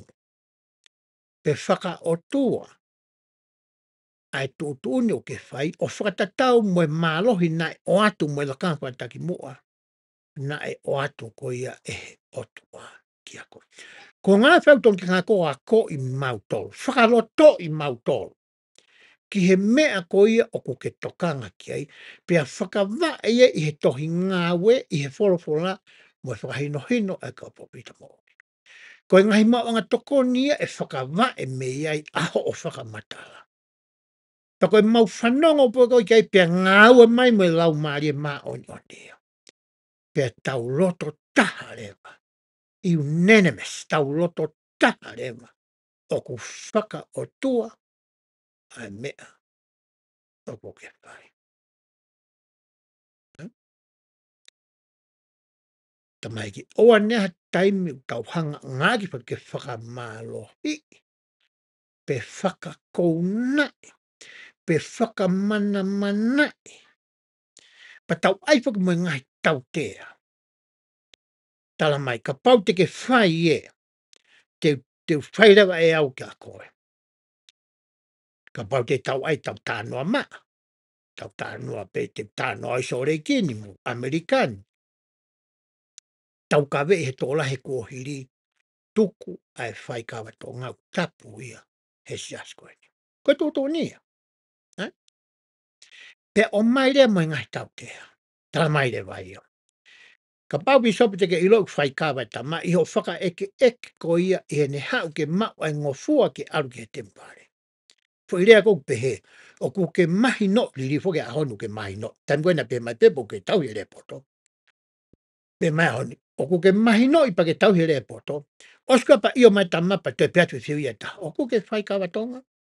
Pe fiu tāwani at koe mui da waki. Peka io mai tamai, pa tu hale fo i tutu nia ai mau mawhai. Oua o ange hane le komenia. Sao fo i tutu nia. Tai meni ia, talai fo i tu ke. To o honau mai whatongia, ka pau hui ka whatongia. Rau ke tungo tala mai ki ona nau te kaisa kala meniti. Pe te nau te kau hawhea rea aki i he kalasi. Ka hiri ko ia i he tohi ngā we ai siasi. Ka moe whola me whahina kau taki mua. O te kei ke hatu tu un pehe ia. E o mai e he o tua ke o ange ki hono kainga.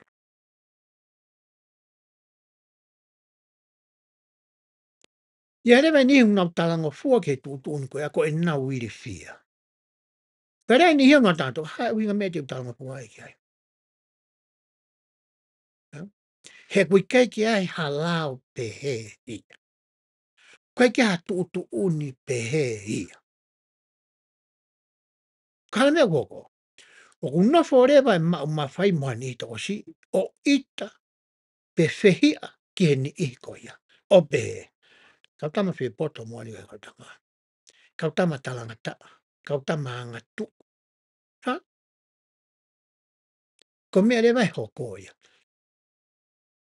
Ka hiri ko inga, o ku whakamae ai uhinga ia eke mai he kau tama e poi wheho.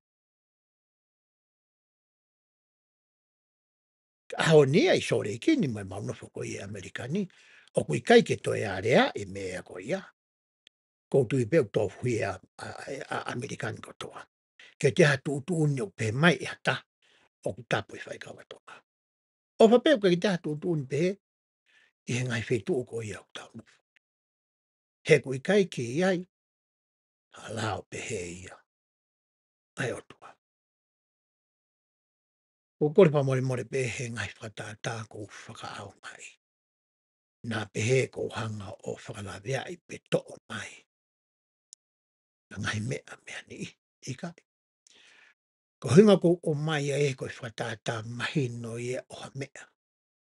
Ko o si sio mata wai o si hoko i ka te au. O si whai mai tūtū ni a koe ki a te ai tamina ko hoko ai koe piso pe. Ai te whakaanga i pe he tau tāno koe ni koe meu tāno koe ki e vesi. Ko tuku mai no fuange tau wala ki ngai mea koe ia. Tiu ke atu mo i whatatata.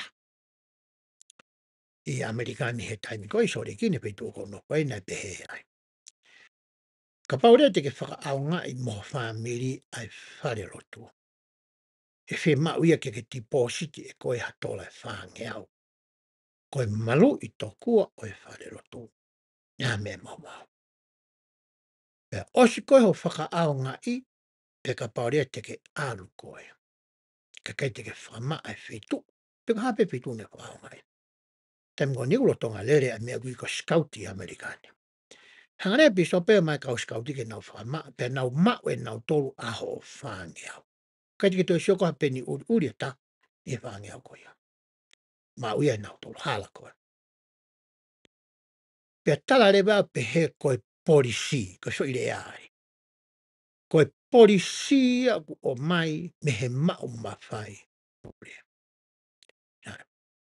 Tau tā nofu ke vai ko ni mao fo e mawhai me he otua, e he tama mao mawhai ko i mami. Mai me he otua. Ta mare he otua e mo ene polisi ana mo ne tūtu, unko ke whakaunga i ke tama mao mawhai. Tala mai he tohi ngā oe koe, a tama koe nane o ange mawhai pure, ke tama koe a mamani, pehe. O kui kai to tonu pe ngofua ke to tongi e kai ngaloto, hati po siti, ke ngā ake whai. Koe tō tō nia. Ka mele whai na e kumu rewa ke he o hinga koe, ko hame u tala mai se hiu koe ke ngofua. Tako whela ve ia mo tuku hau api, pe koe property tax. Tako hinga ina whai o tuapo i tūtūne. Tako koe ke totongi property tax, a ngai whale lotu, o ngai siasi ko toai mamai. Kau hinga, koe whale lotu ke whai ai a lotu. Pea ka whale ati pōsi, o kune mau mau i e ia. Ai a rea pau, ai kau taha lotu ko ia, moi poreanga.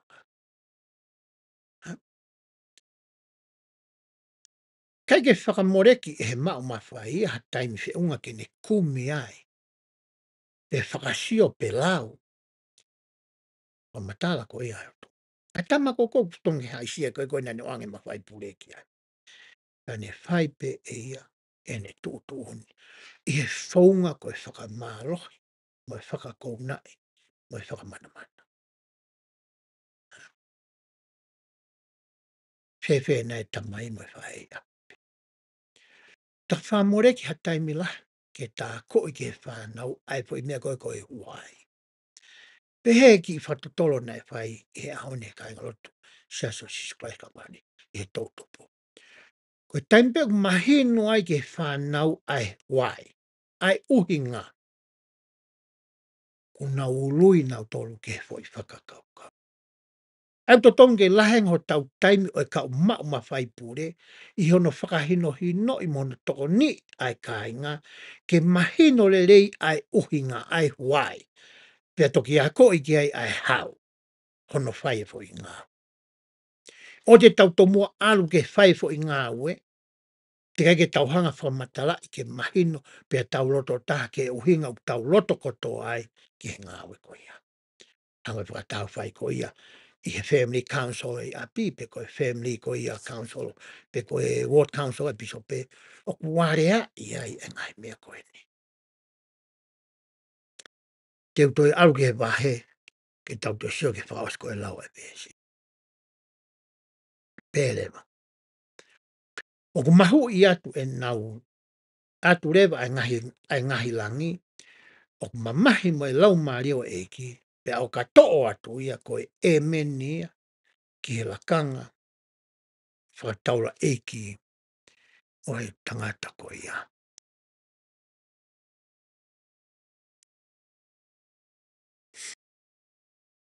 Ko manao si ina ko hani ihi a tato. Ngai tamai me ngai whae. O ku tau takai holo mo pehe tau ai lakanga pūre tau mau. Kau kai ki hamalohi. He toki ngāwe pe fo i lakanga pūre ko ia te amutau whakaonga i ai ai mawhai whakapūre ko ai he mahawa ni on. Ko te miu ni hanga whakaava ko i laki.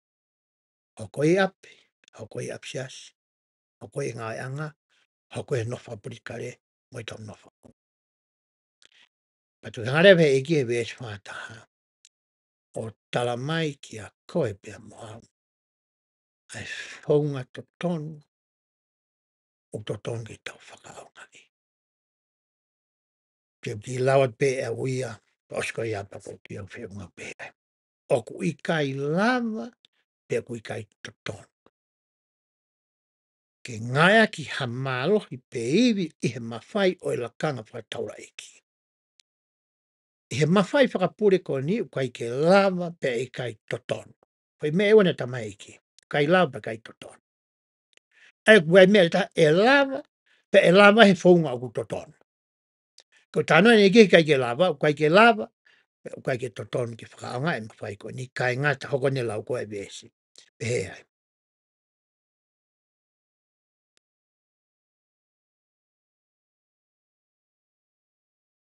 O kai la pe to ton ke ngā kia mālo pe iwa lau male tā ki. Kai ngata pe ihe. Ka ngai me ai. Fei ngā i whaakataki wholoa. He anga vai mo e anga malo. Mo e ofa ta e malo alo. I he anga off. Mo ilo hawa hawa. Aia e fu whakafua lahi ai lau maari e tai ai ha mo alo alo i. Pe tai haka haka. Mare kia ke ta mai mo e whae ki a au mo kariola. Tala mai ke kautaki. Ko e whaunga ni oku to tonu pe e lava ki mo ngai aki ai. Ai mawhai whakapure o ate te ki mo.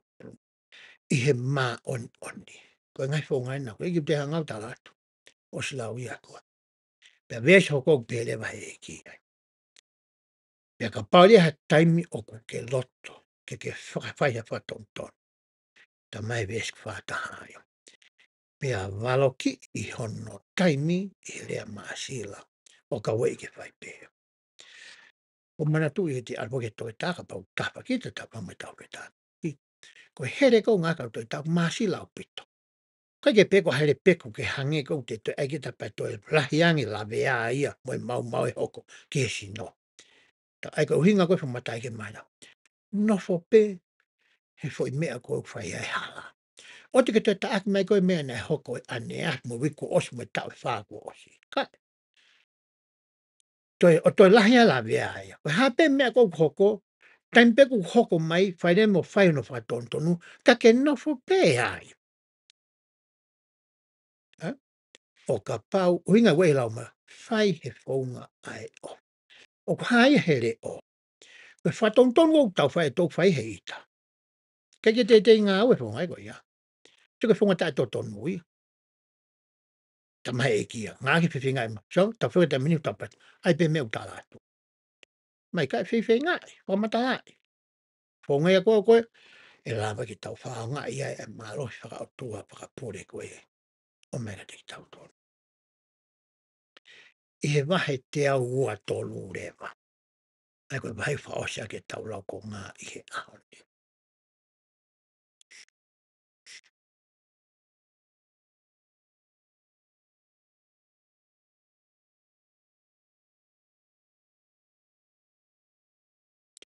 O hanga rewa e he sosamita talaangi ke kautaki ko ia o e siasi. Ke nau hanga o tauhi hare koti. Hiki ngahi re ko to'o mai ngahi lau he nusi pe pā moe hapo. Ai mea ko ia na e hoko ki e kaina lotu. Ke nai whai po ke launga ki he mea. Launga ki he kokowana ka kawana box. Whai mai launga ki New York ki he White House. Kei pe ke whanongo hata ai e whai hato koni ki e kaina lotu. Tangarewa e he e ki ia ki asosiasam. Tala ki he kainga lotu. Ke nau hanga tānaki hanga i whakamatala. Vesi hono uraki o e wahe. Te au ua tolu. Tiko ngā lau ia te vesi urako e wahe te au ua tolu. Peka pau te u te laki vesi me ai kai. Pea mahalo whiunga pe ia. Vesi uraki pehe ai. Pea koe taha o mau fie whakotu watu. Ke mō whakakau ki hono to tonu o e tānaki whakataha e he kāinga loko toa pe. Ha ilo ke ngahi mo ni i mea mo e ngahi mama. Mo e ngahi ko via ko toa pe ko whai ka teki nau tolu. Whai ki nau tolu e kakai o e state ko e ni. Ko he ngā ko mi sori. Ko whairea ko fie toa me vesi ura. Ko whairea ko o ku mau whakotu watu. Ko e suggest. Ko e palofita ane kurea mai. E la peke pehe mai peo tu uni mai. Ka hanga pao iki o atko iki ai e ngai vesi nā tau lau. Ko e mea euka ke wha tu uni. Ko e whakotu whakakau. Pea whakamatala'i ai o hinga o e whakatu'u whakakaukau ke o atu. Ke mahino le lei ki he kautaki koe ki tu au ke i pirisone koe. Pe te mahino ke le lei ki he kāinga lo tua e winga te nau whamore ki a taimi. Ke kumi pea whakamābo pea rea koti pea hiki. E ngai mea koe ne hoka te ki nau tō. Ki he koe ka whakamooni. Ki he kakai koe ia state ko Missouri. I kai ki he ahoni. Kai taimi koe hoko mai whakamau tuku koe whai e. Pea mai lewa he palawhitahi fo i rea koe ia. Tuku mua ki u whakatu'u atu. Anga he palawhitahi tāpuni aki. Ai lau konga maaria he wikene. Ai whaunga to tonu ono ngawe aki. Oe mālohi whakalangi. Moe mawhai whakaotu. Moe lakanga whakapure. Ke tāpue kina aki. Ai ne whānau. Ka pau koe tamai koe pe koe whae. Tau ngāki mua whakamatala koe ia. Tuku mua ki whotu'u atu e hoku waifi. E fu i whakakaukau koe ni. Ke sio ange ki ai pe aonga pe tokoni pe wahale le mao mea. Pe toi pe he mai wai tu ma ke toi whakatu'u e atamu i whakakaukau koe ni. Pana hanga rewa o ana la sio mo laiki mo veteki pe mo mosi. Ai whakakaukau koe ia. Pe te na lava lore ke o maha whakaukau o ku ma o lunga taha. Ke na whakaonga pe. Whewhere whakataha e kau taki i he wōti mai steiki. O tau whakaonga e whaunga whaka o tua koe ni. Pe o tau hao pe ke tu'utu'un. Aki ho tau mawhai, ho tau ngia, ho tau lakanga, ho tau whatongia. He taimu tau whai pe hei o mahi e langi pe maui. Ka ke takatakai holo pe koe. Ka i te haonga mawhai koe kia. O mandui a taha ne hawai e ki o friend hen ke ne ngahe ki uhila hen. Pea hangai masi i o toe ki pe no loi mui. Moi pe whake uhila, bau kamata hala tau e ki mea e pamisi, e mau koe e uhila. Ia hau tō hoku kaunga mea une whaangaki mai te wharia, o te ke hala ki he polota, ua ngea uano. He kukehe ene aka ana me volota te au. Koe maloi whakau mau, moe whakapure tau mau. Koe whetu nei mao mea ia koe otua. Pauria monika pai palaki atu e tau mara toku uno i palaki. Mahu ia. Pia tau takatakai holo e pe tau tolo. Kai kia malohi e taha marea. Ihe mawhai pe koe lakanga whakapuri tapu. O tau toholo. O ngau tau whakaau ngā ia. Ihe whaunga tai totoro. Koe mea nei a ko e he otua kia susi wasamita. Tai muku hoko ai whangata aki a koe pe oana a tau maha mahalo. Pe manawa si pe hu hu. Oku fufu ono poponga. Mea koe pe. Te koe ke whanongo mai a hono te ringa tapuange. Pe hangai fofonga mai. A hono fofonga ki a koe pe. He na ene osi aluhifo ia o ne foua e ia. Ai mea ko toka moenga he mea ke heu teke tau sia e tau. Ko hike ne lava o hiki haki pe whakamalo hia ki tau. I he taimi o e ta whainga tāna ia. Pe ta hanga i loi. Koe whatongia pe koe lakanga whakapure ko atki a koe pe mau. Nai o mai ia me mauanga ko ia o e ngahi pure. Me mauanga mawhai. Ai otua. Pe nai o mai ia ke whakaaonga i whaunga ko ne awhioi. Pe ko ne o mai ke whakaaonga i ai. Ka hui ke saia ki a koe. Pe a saia ki e nihi o tau hoko. Koe kau taki ki ai i api. I apsiasi. I he komiti tau no fuai. Pe ka ui koe ki hangai. Ta tuunga i he pure anga. Te ke lawa ke whakaaonga ia. Pe e ulu atu rewa e tau mama. Ki mamani. O hoko koe fuka, pe koe ensign. Pe tauhaga lea tautolo whakaatalahi atu ai mama ko ia o wholowholo kai whakakoau koe mama moe mo on moe mo. Kai ia mama ke tamate. Hanga pēa so ata ko hanga whakaatalahi atu. Pe ko reflect e le whapitania. Ai mama ko ia o kalaisi a mai e o Jisu Christ ko i kia te au. Pe hene pe here ta mai e kia ko paromesi i ngai mai ko ni. Ka pau te ke kata ki o le leia ngai pēa. Foi vea pe o le lei. E hoko ia o aunga kia te koe. Pe tene ngahi koe ke anga whaka o tuanga pea ke mana tui. Te tuu mau i ho tapaki. Neonga he taime ni. Oku ke pehe u kai te uiai. Kako ofalahi atu. Mo alo ofa kia te koe. E ka inga pēsia nuak na lalapo. Mo tolu mo whanau mai po. Ko whamai moret kia ni. Te ngai rea whangai mo ngai tala noa whaka angai. O whapea wana la vea loto. Ko a mai ke tau wako ko toa pepe me ai. A wate ofalahi. Me moto a whai poka lapa. Ke teki moto. Mo whamo on. Alo ke teki moto. Oku mo ui ai otua. Oku mo ui hono alona ne pekia pati totu. Oku ne tuu koe whakalalo. I hota wahaa mo i tata mai. Oku na awhio e tau mai whainataria. Ka wuna ilo i ka pau te tau kātaki o ki taimsi. Wakoia aunga kia koe pia moa.